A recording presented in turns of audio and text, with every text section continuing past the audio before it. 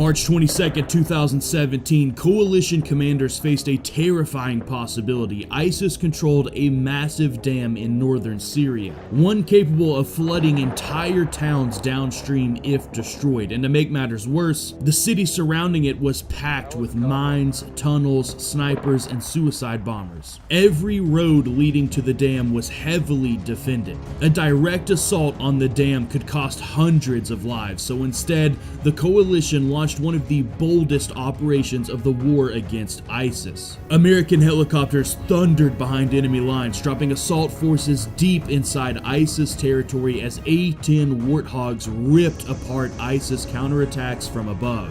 What followed was weeks of brutal urban combat and one of the most important battles in the war against ISIS. This is the Battle of Tabqa Dam. In northern Syria, just west of the ISIS capital of Raqqa, stood one of the most strategically important pieces of infrastructure in the entire country. The Tabqa Dam. Stretching across the Euphrates River, it controlled water and electricity for hundreds of thousands of people downstream. It also sat alongside one of the last major western approaches into Raqqa. So for ISIS, the dam was far more than just infrastructure, it was a fortress. If they could hold it, they could slow the coalition's advance on their capital for months. And if their defeat became inevitable, they had one final threat: destroy the dam and unleash catastrophic flooding across the Euphrates Valley. If the dam collapsed, entire towns downstream would be wiped out. And so in the spring of 2017, American commanders approved one of the boldest operations of the war against ISIS. Not a frontal assault, not a slow grind across open desert. Instead, they would launch a surprise attack behind enemy lines, drop coalition-backed forces directly behind the dam, and cut off the city of Tabqa before ISIS even realized the assault had begun. Their objective was simple on paper: seize the city,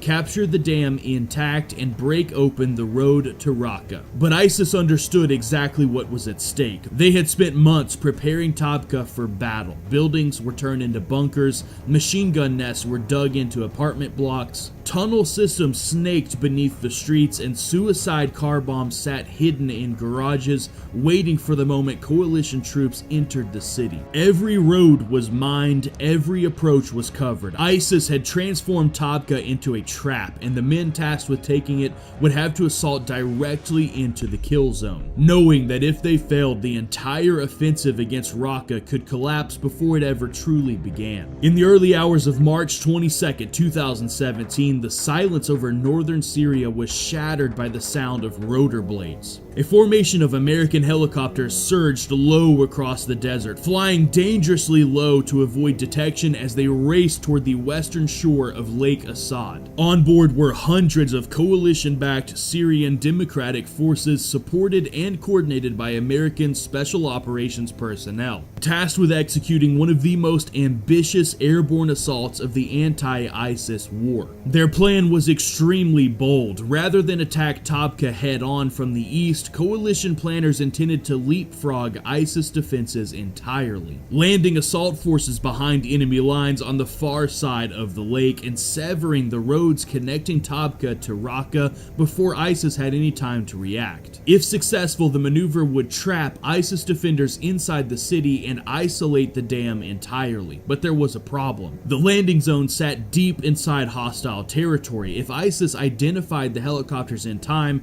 the assault force could be torn apart before ever reaching the ground. As the helicopters approached the shoreline, coalition aircraft and artillery began hammering known ISIS positions around the objective. Multiple A-10 Warthogs came in low and fast, tearing through ISIS defenses. Explosions lit up the area like the 4th of July, and a massive shockwave rolled across the lake. With the enemy's defenses now on their knees, the helicopters flared over the landing zone, and the first wave hit the ground. Within minutes, SDF fighters and US advisors began pushing outward from the landing area, securing key terrain and establishing blocking positions along along the roads leading into Tabqa. The insurgent had worked and ISIS had been caught completely off guard, but only briefly. As dawn broke over the battlefield, ISIS fighters began pouring toward the landing zone from every direction. Armored technicals mounted with heavy machine guns, truck bombs rigged for suicide attacks,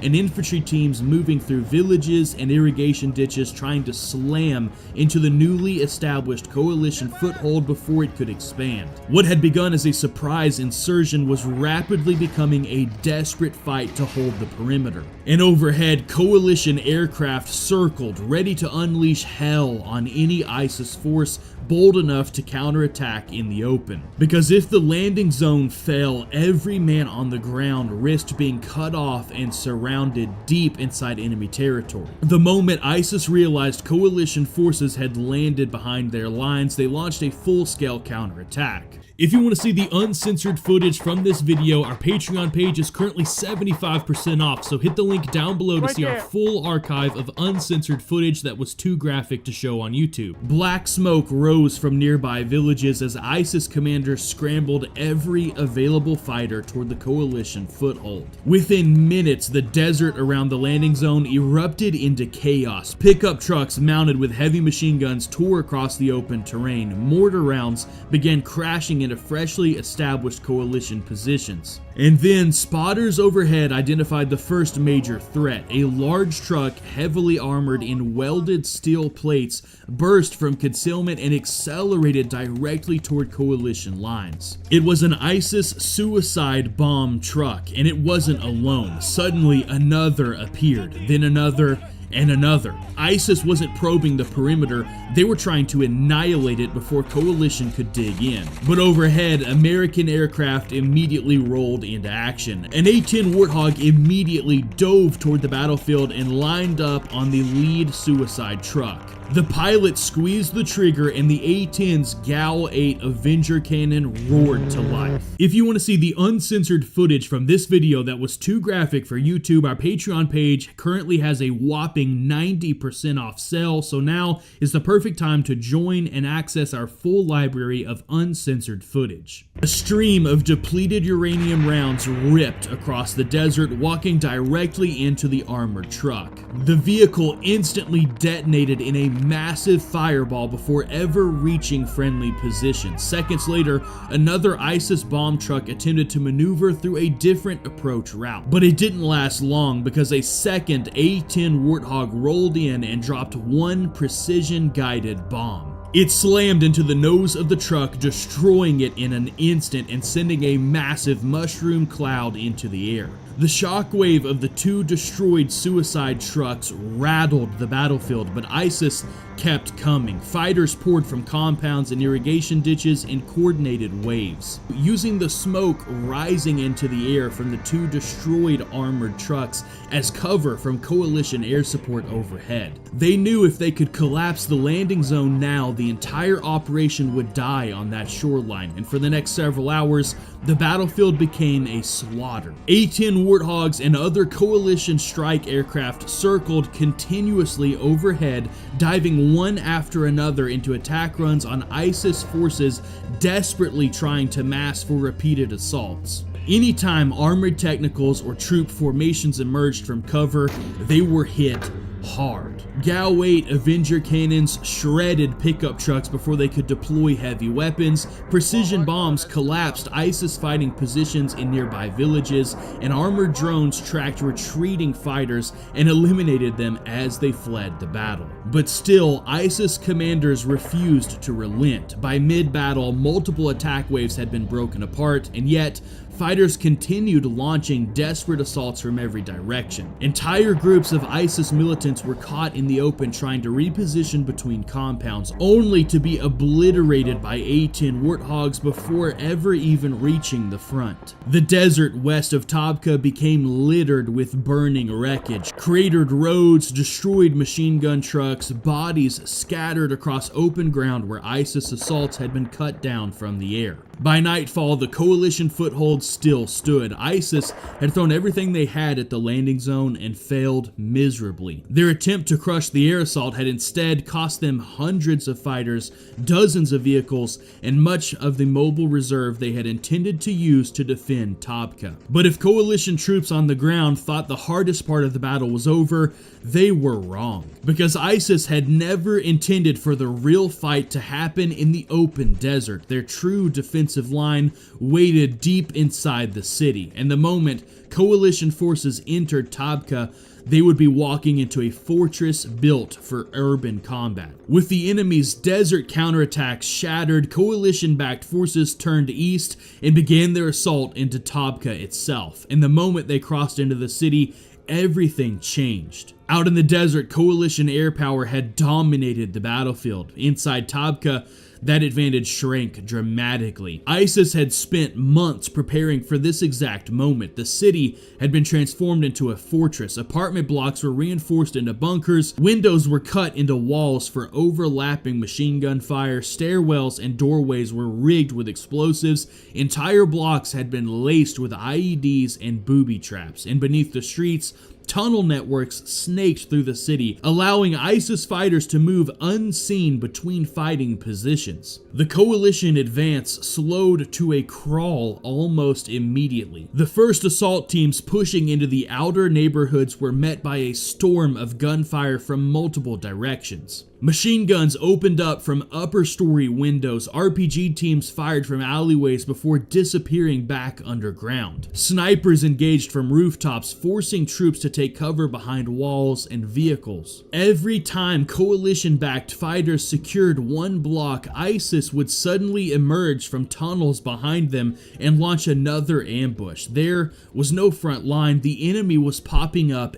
everywhere. What followed was days of some of the most brutal urban combat of the anti-ISIS war. Assault teams moved house to house, blasting through exterior walls to avoid booby-trapped doorways. Entire apartment complexes had to be cleared floor by floor. Rooms were entered one at a time, with ISIS fighters often waiting just feet away behind barricades or furniture. At several points, ISIS launched local counterattacks inside the cities. Small assault groups emerging from tunnels to strike coalition flanks before retreating back underground. The fighting became so close and chaotic that many engagements were occurring at distances too tight for air support, but whenever ISIS positions could be isolated, coalition aircraft struck immediately. A-10 Warthogs overhead leveled entire buildings every time they had the chance. Observers overhead scanned the city block by block, hunting for any exposed firing positions. The moment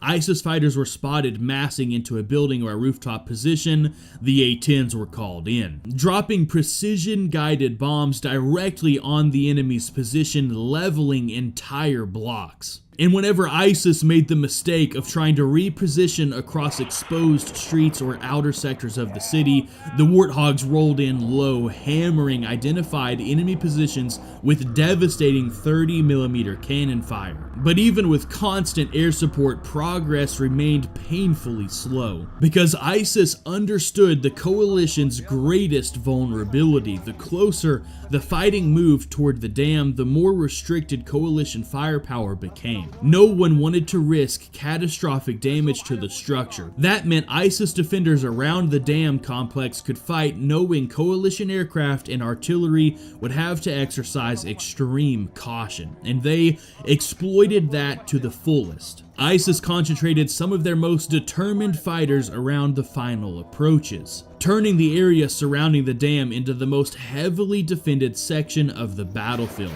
For the coalition assault force, the worst fighting was still ahead, because now they had to storm a fortified objective with little to no air support. By the time coalition-backed forces reached the approaches to Tabqa Dam, the battle had already dragged on for weeks. But everyone involved understood the truth. The hardest fighting was still ahead. ISIS had spent the entire battle still falling back toward this moment, trading ground in the city while preserving their best remaining fighters for one final stand around the most important objective on the battlefield. Because once the dam fell, their western defenses around Raqqa would collapse with it. And so around the sprawling dam complex, ISIS established a layered defensive network designed to make the final assault as costly as possible. Administrative buildings overlooking the objective were converted into hardened strongpoints.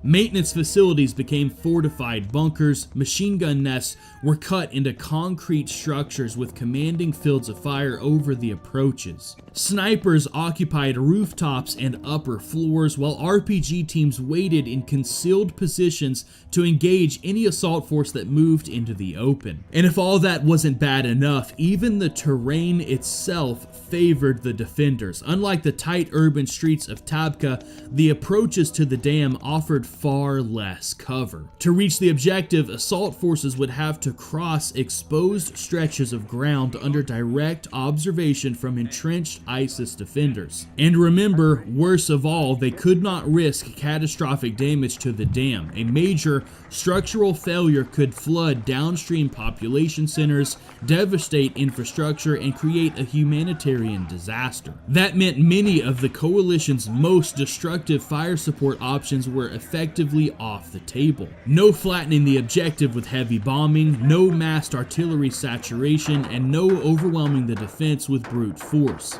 If the dam was going to be taken, it would have to be cleared manually, one position at a time. The assault began under a storm of enemy fire. As coalition-backed forces pushed toward the outer buildings of the complex, ISIS opened up from every prepared position simultaneously. Machine gun fire ripped across exposed approach routes. Snipers engaged from elevated firing points overlooking the dam. RPGs slammed into walls and vehicles as assault teams rushed from cover to cover. The defenders had pre-registered the kill zones perfectly. Every approach was covered, every choke point was watched, every likely avenue of assault had overlapping fields of fire. Entire assault elements were pinned repeatedly before they could even reach the first line of buildings. But when ISIS positions were far enough from critical infrastructure to engage, coalition air power struck with extreme precision. Spotters called in coordinates as aircraft overhead hunted for firing positions that could be safely destroyed. If there was any aircraft perfectly designed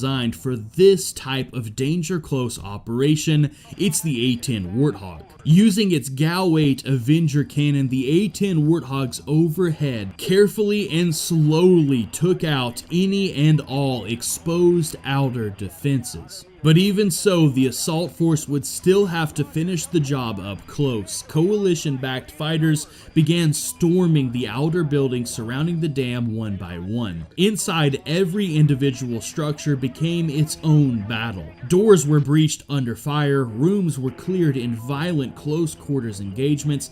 ISIS fighters barricaded themselves inside offices, stairwells, and maintenance rooms, forcing assault teams to fight room to room through the complex. Many of the ISIS defenders had no intention of surviving. Some wore suicide vests and ran throughout the complex. Others hid inside barricaded rooms filled with explosives and waited until coalition fighters entered before detonating. Several suicide bombers launched sudden counterattacks from concealed tunnel exits, popping up behind the coalition forces and rushing them before detonating themselves. The fighting inside the complex was a literal nightmare, and outside, it wasn't much better. ISIS fighters attempted to mass for a local counterattack on the flank of the assault. Thankfully, American drones overhead identified the movement just in time. Multiple A-10 Warthogs quickly rolled into attack position, dropping multiple precision-guided bombs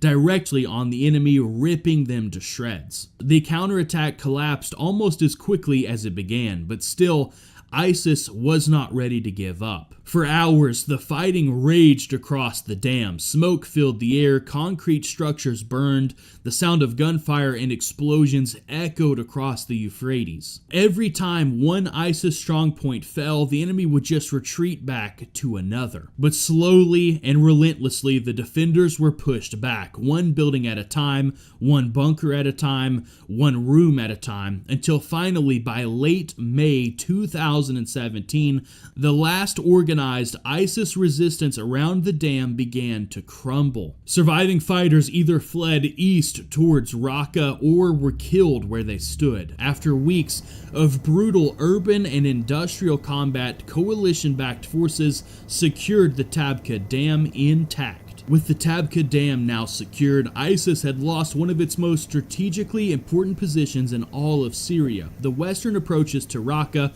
were now wide open. Their defensive line had been shattered, their mobile reserves had been bled dry, and one of the strongest fortresses standing between coalition forces and the ISIS capital had fallen. In the weeks that followed, coalition-backed forces surged east towards Raqqa itself, launching the final offensive that would eventually destroy the enemy's self-declared capital and break their territorial backbone. The Battle of Tabqa rarely gets the attention of larger, more famous operations, but in many ways, it is one of the most critical victories of the entire war against ISIS. Because before Raqqa could fall, Tabqa had to be taken, and taking it required a daring air assault behind enemy lines, relentless coalition air power, and weeks of brutal close-quarters combat against an enemy determined to fight to the death. By the end of the battle, ISIS had lost the dam, the city, and the western gateway to their capital. And though the war against ISIS was far from over, their defeat at Tabqa marked the beginning of their end. Psalms 46 verse 1 says,